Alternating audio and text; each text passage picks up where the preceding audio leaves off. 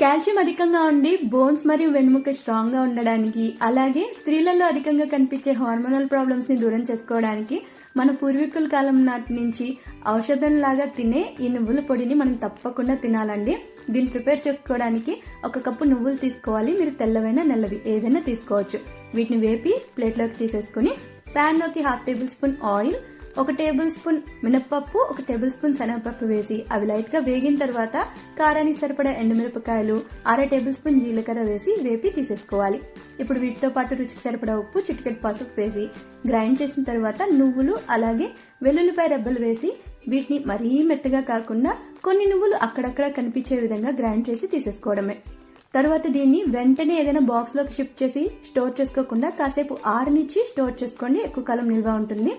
Rice తో పాటు tiffins కూడా కాంబినేషన్ గా కొంచెం నెయ్యి యాడ్ చేసుకుని తినండి. చాలా హెల్తీ. తప్పకుండా ట్రై చేయండి.